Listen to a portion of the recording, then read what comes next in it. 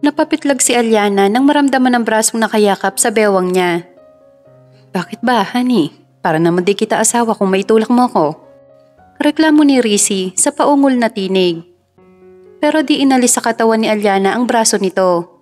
Napapalatak naman si Alyana sa sinabi ni Rizzy. Malay ko ba kasing narito ka? Kagabi naman bago ako matulog wala ka.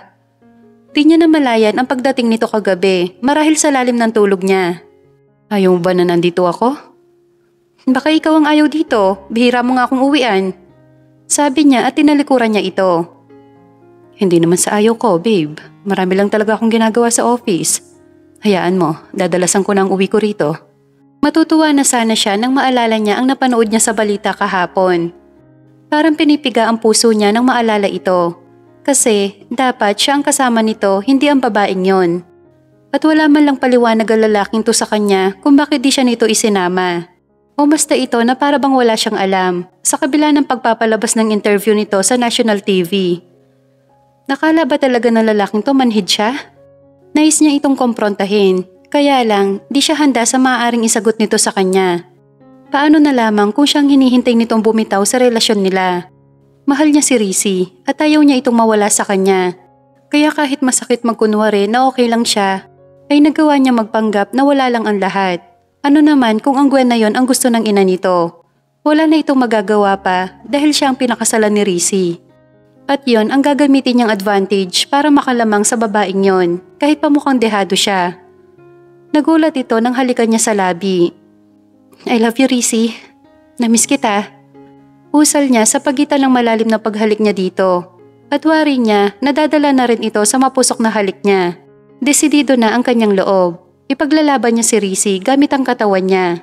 Di niya hahayaan na makuha ito ng ibang babae. At ipapalasap niya kay Rizzy ang kaligayahan na tanging siya lamang ang makakapagbigay. Siya na ang nag-execute ng lahat para may mangyari sa kanila ni Rizzy. At maging ito, di ito makapaniwala sa ginagawa niya at maging siya rin. Nakayaks na si Kayata. Natatawa nitong tanong sa kanya matapos sila. Nahihiyaman siya sa pagiging wild niya kanina ay pinanindigan na niya. Bakit? Ayaw mo ba? Siyempre, oo. Gusto ko, babe. Gustong gusto. Nito sa paos na tono. Kahit kakatapos lang nilang magtalik, ay nararamdaman na niya ang pag-iinit ng katawan nito. Ang mga titig na puno ng pag-aasam na nahahaluan ng pagnanasa. Unti-unti nito nilapit ang mukha sa labi niya. Kaya lang, masanay ako na akong gumagawa nun para sa'yo. Tuluyan na nitong inangkin ng labi niya. At sa ikalawang pagkakataon, ito naman ang kumilos, patungo sa langit ng kalwalhatian. Ang ending, eto siya. Hindi makagalaw dahil hapong-hapo ang katawan niya. Pagkiramdam niya, para siya nakipag-wrestling sa isang toro at knockout siya. Hello? Narinig niyang wika ni Rizzy nang tumunog ang cellphone nito sa ibabaw ng mesita. Importante yata ang tawag na yon dahil napabangon si Rizzy mula sa pagkakahiga nito habang nakikipag-usap sa kabilang linya. Nasa pagitan ng baba at balikat nito ang cellphone habang nagbibihis at pagkatapos ay humalik sa kanya. Babe, I have to go. Babalik na ako ng Maynila. Nagmamadaling paalam nito. Uuwi ka ba mamaya? Ipagluluto kita? Tanong niya. Umaasa siyang oo ang sagot nito. Dahil nangako ito sa kanya kanina na dadalasan nito ang uwi para sa kanya. Hindi ko may papangako, babe. Pero susubukan ko. Mabilis siya nitong hinalikan sa labi bago ito lumabas ng pinto. Susubukan ko, yun ang hindi niya nakalimutan na sinabi nito bago umalis. Kaya umasa na naman siya nung gabi. Kaya lang wala namang Rizzy na dumating. Ang ending pala, pinaasa lang siya nito. Di naman kasi ito tumupad sa sabi nito na dadalasan nito ang pag-uwi sa bahay nila. Sa halip, kabaliktaran pa nga ang nangyari. Mas dumalang pa ang pagpapakita nito sa kanya.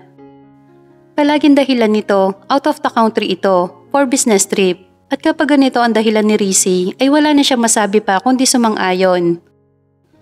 Ngayon, kakasan niya lang ng invitation para sa kanyang graduation.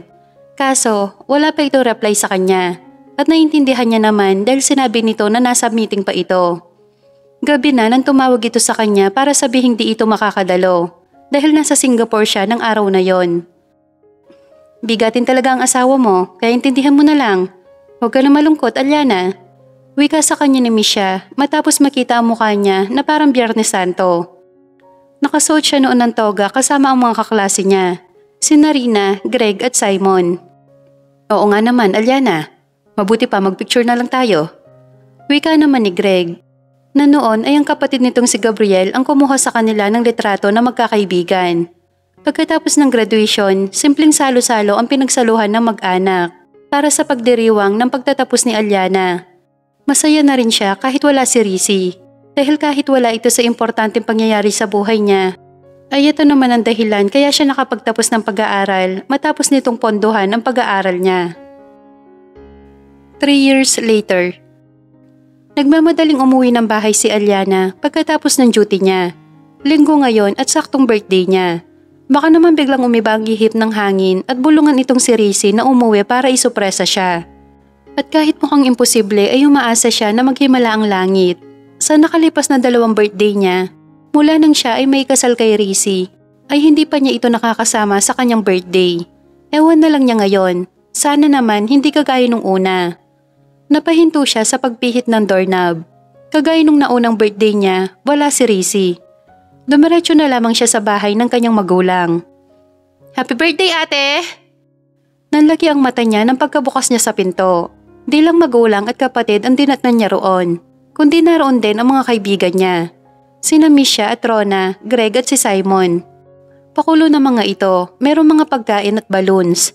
Naantig ang puso niya sa ginawang pagsusupresa ng kapatid at mga kaibigan niya. Lalo na nang kantahan siya nito ng happy birthday. Salamat. Naluluhang sabi niya at niyakap niya ang mga ito. Walang anuman, ate, masaya kami na paiyak ka namin. Pabirong sabi ni Noel. Nagpapasalamat din siya sa taas dahil kahit walang oras ang asawa niya sa kanya, mayroon pa rin siyang pamilya at mga kaibigan na nagpapahalaga sa kanya. Ngunit sa kabila ng lahat, bakit ganito ang nararamdaman niya? Sa kabila ng presensya ng mga to sa buhay niya, isang tao pa rin ang inihiling ng puso niya na makasama, si Rizzy. Huwag mo na siyang hanapin, malamang nakalimutan ka na niya. Kastigo ng utak niya sa sarili. Kaya lang, sadyang matigas ang ulo niya. Tinawagan niya ito, makailang ulit. Kaso, nasa bundok yata ito, wala itong signal, kaya sumuko na lang siya. Pareho lang naman sila ni Rizzy kung tutuusin. Wala rin naman siya nung birthday nito.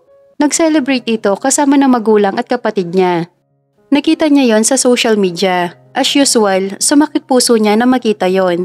Pamilya din naman siya nito kung tutuusin dahil asawa siya. Hindi nga lang siya sigurado kung pamilya nga ang turing nito sa kanya. Kasi pakiramdam niya, iba. Feeling niya, siya yung tipong pampalipas oras.